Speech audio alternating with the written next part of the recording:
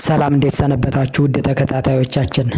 ዛሬ በ23ኛው የዓለም ዋንጫ በዘጠነኛ በምድብ 9 መክፈቻ ጨዋታ ላይ ስፔንን ነጥብ ያስጣለችው የ10 ደሴቶች ስብስብ የሆነችው አፍሪካዊቷ ትንሽዬ ሀገር ካፕ ቨርዴ ማናት የሚለውን እንነግራችኋለን። እስከ መጨረሻው ድረስ አብራችሁን ቆዩ። ሰኞ ምሽት 1 ሰዓት ላይ በተካሄደው የዓለም ዋንጫ የምድብ 9 መክፈቻ ጨዋታ አፍሪካዊቷ ምጥጥዬ ሀገር ካፕ ቨርዴ ከኃያሏ ስፔን ጋር ባዶ ለባዶ ተለያይታ ነጥብ በመጋራት ዓለምን ጉድ አሰኝታለች። 560 ሺህ ህዝብ ያላት ካፕ ቨርዴ 50 ሚሊዮን ህዝብ ካላትና የሪያል ማድሪድና የባርሴሎናን የመሳሰሉ የዓለም ኃያል ክለቦች መገኛ ከሆነችው ስፔን ያደረጉት ይህ የአይጥና የዝሆን የሚመስል ፍልሚያ በካፕ ቨርዴ የተጫዋቾች ጀግንነት ዓለም ተገርማለች። ብዙ ሰዎች በዓለም ዋንጫ ታሪክ ከተመዘገቡ አስደናቂ ታሪኮች አንዱ አድርገውም እየወሰዱት ይገኛሉ። ለመጀመሪያ ጊዜ በዓለም ዋንጫ የተሳተፈችውና በህዝብ ቁጥሯም ከውድድሩ ትናንሽ ሀገራት አንዷ የሆነችው ካፕ ቨርዴ የወቅቱን የአውሮፓ ሻምፒዮን ስፔንን ነጥብ በማስጣል ዓለምን አስደምማለች። ይህች በረኛዋ ቦዝኛ እንደ ግንብ የቆመላትና የብሔራዊ ቡድኗ ሰማያዊዎቹ ሻርኮች በመባል የሚታወቅላት ሀገር መላውን ዓለም በአድናቆት አስደምማለች። ብዙዎች ከመቀመጫቸው ተነስተው አጨብጭበውላታል። ተጫዋቾቹም የሀገርን ሰንደቅ ከወከሉ አይቀር እንደዚህ ነው መታገል በሚል እየተሞካሹ ይገኛሉ። የቀረና ሌላው ዓለም ስፔናውያን እንኳን በተጫዋቾቻቸው ሊናደዱ ካልሆነ በስተቀር የካፕ ቨርዴን ተጫዋቾች ለመተቸትም ሆነ ለመውቀስ አያስቡትም። አክብሮትና አድናቆትን እንደሚቸሯቸው ግልጽ ነው። ዛሬ የምናወራው ስለ ካፕ ቨርዴ የእግር ኳስ ታሪክ አይደለም። ከእግር ኳስ ባሻገር ካፕ ቨርዴ ማናት የሚለው ነው። ካፕ ቨርዴ በአትላንቲክ ውቅያኖስ ላይ የተሰሩ የ10 ደሴቶች ስብስብ ሀገር ናት። ካፕ ቨርዴ በምዕራብ አፍሪካ የባህር ዳርቻ ከሴኔጋል በስተምዕራብ 570 ኪሎ ሜትር ገደማ ርቀት ላይ በአትላንቲክ ውቅያኖስ ውስጥ የምትገኝ የደሴት ሀገር ነች።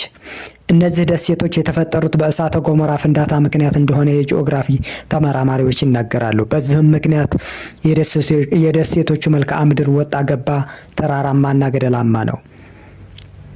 ካፕ ቨርዴ የምትባለዋን ሀገር በውስጡ 10 ደሴቶች የያዘች ሲሆን ከእነዚህ ውስጥ 9ኙ ላይ ሰው ይኖራል። ደሴቶቹ በነፋስ አቅጣጫቸው መነሻነት በሁለት ዋና ዋና ክፍሎች ይከፈላሉ። ባርላቬንቶ ወይም ንፋስ አዘል ደሴቶች እና ሶታቬንቶ ከነፋስ የተሸሸጉ ደሴቶች በመባል ይታወቃሉ። የደሴቶቹ ስምም ሳንቶ አንታኦ፣ ሳኦ ቪሰንቴ፣ ሳንታ ሉዚያ እቺ ሰዎች የማይኖሩባት ብቸኛዋ ደሴት ነች፣ ሳኦ ኒኮላው፣ ሳል፣ ቦአቪስታ፣ ማዮ፣ ሳንቲያጎ እቺ የሀገሪቱ ዋና ከተማ ፕራያ የሚገኝባት ትልቋ ደሴት ነች። ፎጎ እና ብራቫ የተባሉ በአትላንቲክ ውቅያኖስ ውስጥ ተበታትነው የሚገኙ ደሴቶችን በአንድ ግዛት አጠቃላ የያዘች ሀገር ናት። የካፕ ቨርዴ ታሪክ ከአፍሪካና ከአውሮፓ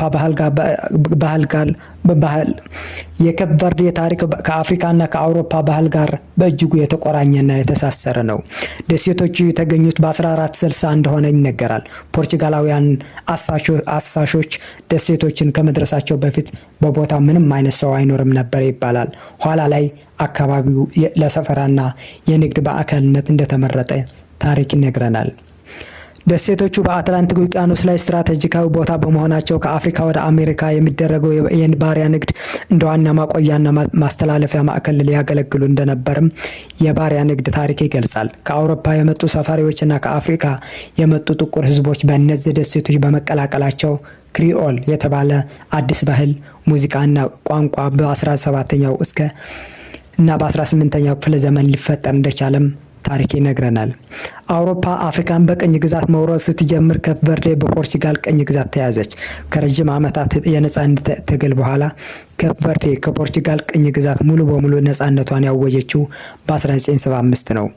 ካፕ ቨርዴ ዛሬ በአፍሪካ ውስጥ ካሉ እጅግ ሰላማዊ፣ ዲሞክራሲያዊና የተረጋጋ የፖለቲካ ስርዓት ካላቸው ጥቂት ሀገራት አንዷ ነች።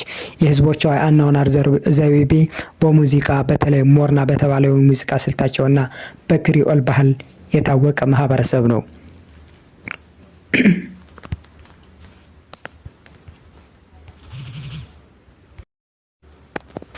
ካፕ ቨርዴ በይፋዊ ስሟ ካቦ ቨርዴ ይሏታል።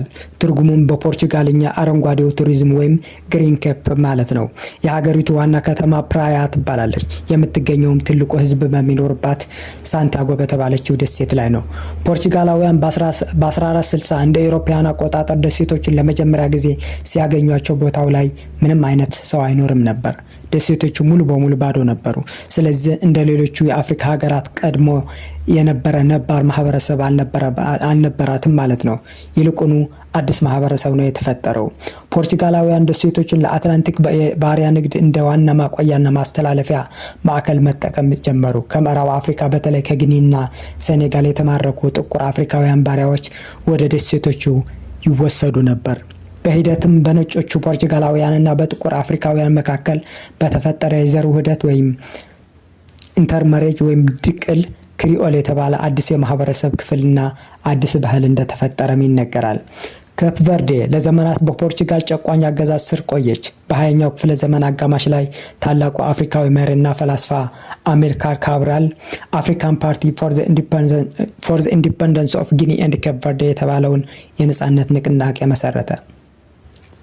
የካፕ ቨርዴ እና የጊኒ ቢሳው ህዝቦች በጋራ በመሆን በፖርቹጋል ላይ የረጅም ጊዜ የነጻነት ትግል አደረጉ።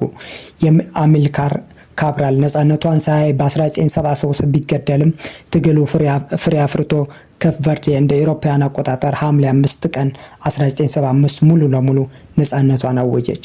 ካፕ ቨርዴ ከአፍሪካ ሀገራት ሁሉ በፖለቲካዊ መረጋጋትና በጠንካራ ዲሞክራሲያዊ ስርዓቷ ቀዳሚ ናት። ከነጻነት በኋላ መጀመሪያ ላይ የአንድ ፓርቲ አገዛዝ የነበረ ቢሆንም እንደ አውሮፓውያን አቆጣጠር በ1991 ሀገሪቱ ያለ ምንም ደም መፋሰስ ወደ ብዝሃ ፓርቲ ወይም መልቲ ፓርቲ ዲሞክራሲያዊ ስርዓት ተሸጋገረች። በካፕ ቨርዴ ምርጫ በተካሄደ ቁጥር ስልጣን ላይ የነበረው ፓርቲ ሲሸነፍም በሰላም ስልጣኑን ያስረክባል። በሀገሪቱ ታሪክ አንድም ጊዜ የወታደራዊ መፈንቅለ መንግስት ወይም ኩፕዴታ አሊያም የእርስ በርስ ጦርነት ተከስቶ አያውቅም። ሰላማዊ ሀገር ነች። ካፕ ቨርዴ ከሞሪሸስ በመቀጠል በአፍሪካ ሁለተኛዋ ምርጥ መልካም አስተዳደር የሰፈነባትና የፕሬስ ነጻነት የተከበረባት ሀገር በመሆንም ትታወቃለች። በሀገሪቱ ውስጥ የሚኖረው የህዝብ ቁጥር ከ500,000 እስከ 560,000 አካባቢ ብቻ ነው።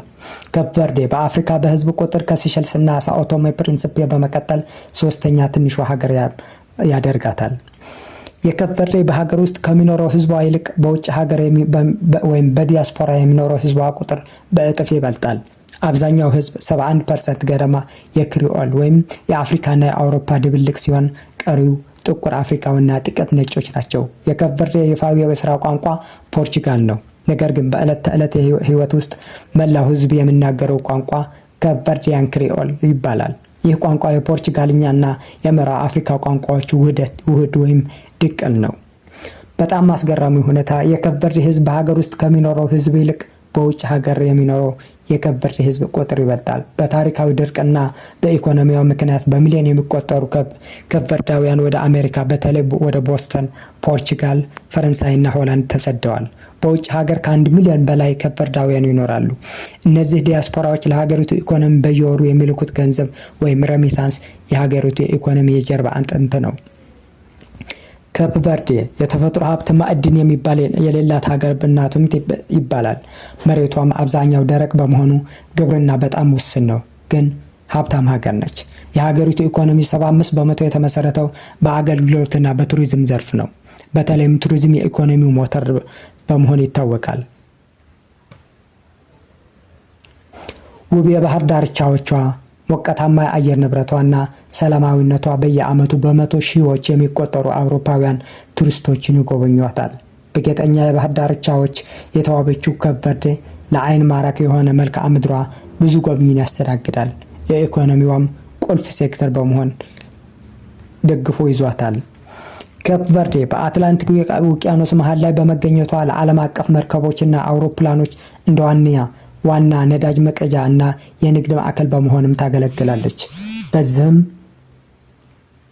ሀገሪቱ በአፍሪካ መካከለኛ ገቢ ካላቸውና የነፍስ ወከፍ ገቢ ከፍ ካለባቸው ሀገራት ተርታ ትመደባለች። ካፕ ቨርዴ በሙዚቃም በዓለም አቀፍ ደረጃ ትታወቃለች።